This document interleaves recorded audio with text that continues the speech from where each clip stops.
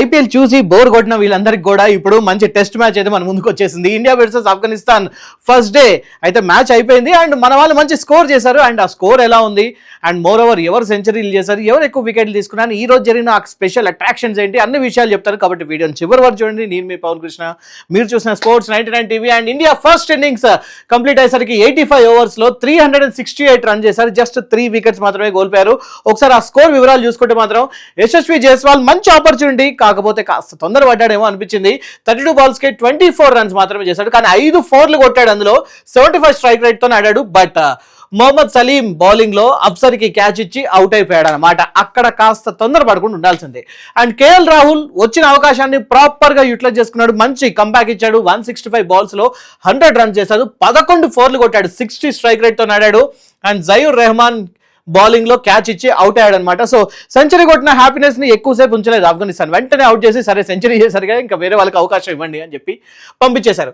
ఆ తర్వాత మన సాయి సుదర్శన్ గురించి మాట్లాడుకోవాలి. 104 బాల్స్ లో 81 రన్స్ చేశాడు. మాక్సిమం స్కోర్ చేయడానికి ట్రై చేశాడు. నిజం చెప్పాలంటే he deserves a century. But bad luck అంతగా కలిసి రాలేదు సాయి సుదర్శన్ కి. చూస్తుండగానే మొహమ్మద్ సలీం బౌలింగ్ లోనే మళ్ళీ అఫ్సర్కి క్యాచ్ ఇచ్చి అవుట్ అయిపోయాడు అనమాట. 13 4లు కొట్టాడు. అసలు వీళ్ళందరూ కూడా T20 లాగా ఆడుతున్నారు, లేకపోతే వన్డే లాగా ఆడుతున్నారు, ఎవరైనా చెప్పండి అయ్యా వీళ్ళకి, ఇది టెస్ట్ మ్యాచ్ అని. And Shubman Gill captain innings ఆడాడు. 103 స్కోర్ చేశాడు, అది కూడా 143 బాల్స్ లో 11 4లు కొట్టాడు. ఇతను కూడా 72 స్ట్రైక్ రేట్ తోని. అండ్ 1 6 కూడా కొట్టాడు అనమాట. నాట్ అవుట్ గా ఉన్నాడు. అండ్ రిషబ్ పంత్ కూడా ఇంకా బ్యాటింగ్ లోనే ఉన్నాడు. 50 స్కోర్ చేశాడు, అది కూడా 70 బాల్స్ లో. వన్డే లాగా ఆడుతున్నారు. మొత్తానికి అయితే 2 4లు కొట్టాడు, 3 6లు కొట్టాడు. అండ్ 71 స్ట్రైక్ రేట్ తోని మొత్తానికి అయితే నాట్ అవుట్ గా ఉన్నాడు అనమాట. బ్యాక్ టు బ్యాక్ 4లు 6లు కొట్టేసి మొత్తానికి మనవాడు హాఫ్ సెంచరీ అయితే కొట్టేశాడు అనమాట.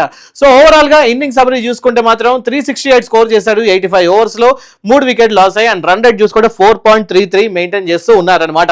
అండ్ ఓవరాల్ ఎక్స్ట్రాస్ తీసుకుంటే మాత్రం ఇక్కడ 10 ఎక్స్ట్రాలు వచ్చాయి, 4 నో బాల్ వచ్చాయి, 1 వైడ్ వచ్చింది, అండ్ 5 లెగ్ బైస్ కూడా వచ్చేసాయి అనమాట.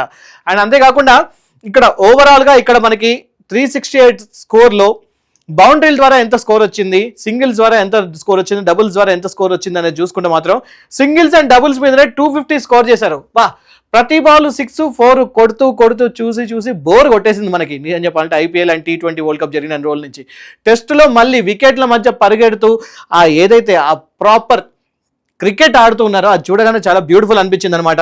సో ఎక్స్ట్రాస్ 10 వచ్చేసాయి. అండ్ 6 వచ్చేసి 4 కొట్టారు, 24 రన్స్ వచ్చాయి దాని మీద. అండ్ అంతేకాకుండా 42 4s కొట్టారనమాట. 84 రన్స్ దాని ద్వారానే వచ్చేసాయి.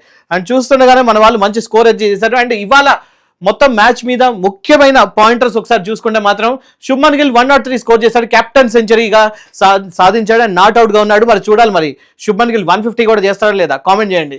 అండ్ కేఎల్ రాహుల్ 165 బాల్స్ లో 100 స్కోర్ చేశాడు. సాయి సుదర్శన్ 104 బాల్స్ లో 81 స్కోర్ చేశాడు.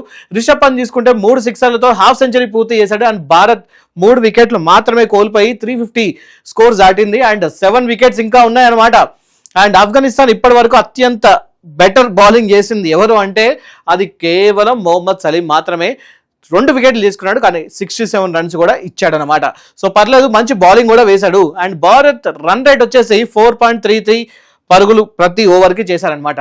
సో అదనమాట ఫస్ట్ ఇన్నింగ్స్ సమరీ. అండ్ మరి వీడియో నచ్చితే తప్పకుండా లైక్, షేర్ అండ్ సబ్స్క్రైబ్ చేయడం మర్చిపోద్దు. అండ్ కామెంట్ చేయండి, మరి రేపు రిషబ్ పంత్ సెంచరీ చేయబోతున్నాడా లేదా, లేకపోతే 1.5 సెంచరీ అదే 150 స్కోర్ చేయబోతున్నాడా మన శుభ్మన్ గిల్, లేకపోతే ఎవరైనా డబుల్ సెంచరీ చేయబోతున్నారా, 500 స్కోర్ దాటిన తర్వాత మన వాళ్ళు డిక్లేర్ చేయాలా వద్దా ఏంటనేది తప్పకుండా కామెంట్ చేయండి. అండ్ ఇంకొక వీడియోతో మళ్ళీ మీ ముందుకు వస్తాను. Thank you so much for watching.